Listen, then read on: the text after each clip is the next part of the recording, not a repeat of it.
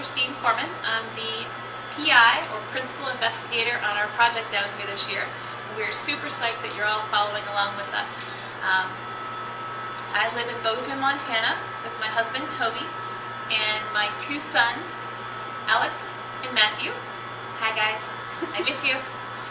Alex is 10 and Matthew is 2.5, and they are currently in Texas visiting my in-laws for Thanksgiving. We also have two dogs in our family.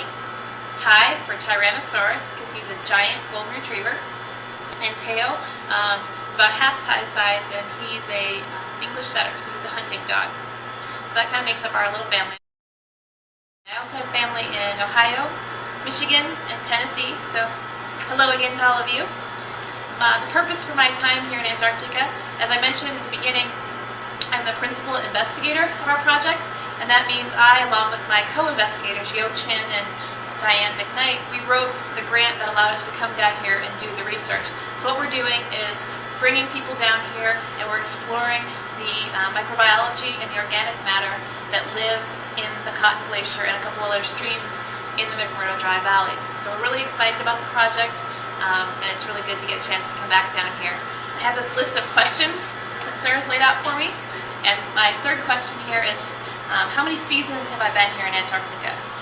And that would be, this is my 8th season down here. I started in 1999, and then I had a break while I had Maddie, and so now it's my pleasure to be back down here again after a couple of years. So it's fun to see some familiar faces and some new faces, but good to be back. My favorite thing about being down here is being in the field.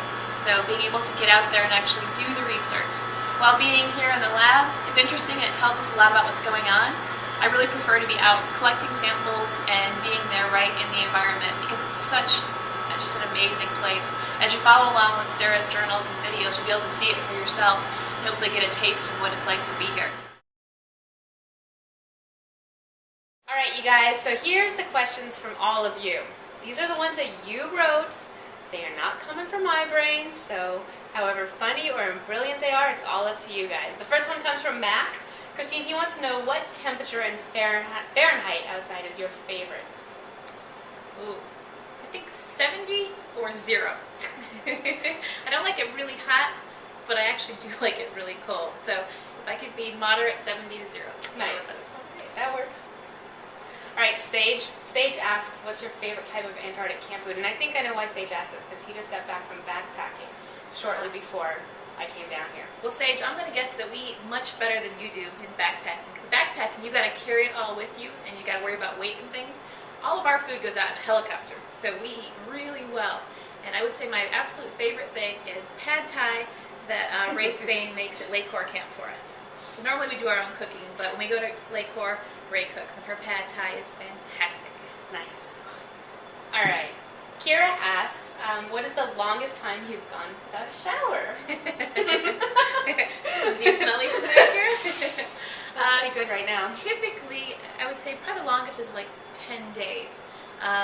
Usually when we're in the field, we get a solar shower, so we get about a gallon or 2 of water every week.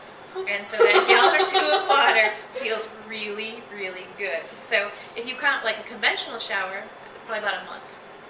Wow. Are you guys ready? Should I come back and smell a vision for all of you too? Anders wants to know what hobbies did you do when you were a child? I love sports. So anything to do with sports I was into and wanting to do. Anders was big into soccer. Are you soccer too? Now we've got a guy, Colin, who's down playing soccer right now actually. Oh, he is? Yep. Oh, nice. Awesome. Carly has 2 questions for you actually. Her first one is, have you always wanted to go to Antarctica? Or sorry, what have you always wanted to do in Antarctica that you've not been able to do? Hug a penguin. We're not allowed to touch him unfortunately, but you just want to bring him forever and give him a little hug. And the second one from Carly is, what inspired you to become a scientist? I think that I just always knew I wanted to be a scientist. There's no like flash moment for me. It's just that I've always loved science. And I kind of knew that that was what was going to be. I didn't know what I wanted to be science-wise, but I knew that science worked for me. So moral of the story on that one, guys, if you really want to do it, it's possible. You can do it. Yep. Colleen asks, what do you do when you get bored? I have a 2.5-year-old son at home, I don't give more. And 2 dogs. And 2 dogs. Oh yeah, and yeah, you're busy. Go for it.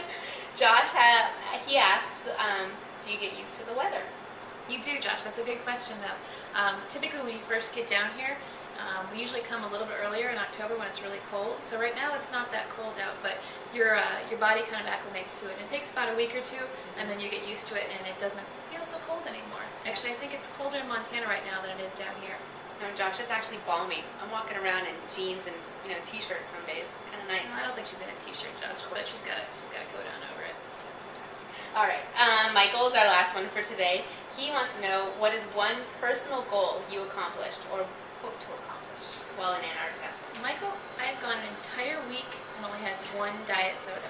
Michael, that's like me going for 2 hours with no coffee. So that's my personal goal. Huge. All right, kids, thank you guys so much for asking these amazing questions. Look forward to more interviews. We've got Colin and Heidi and Mike and Yo and a whole bunch of other folks that are looking forward to talking to you all back in the States. Happy Thanksgiving. Happy Thanksgiving.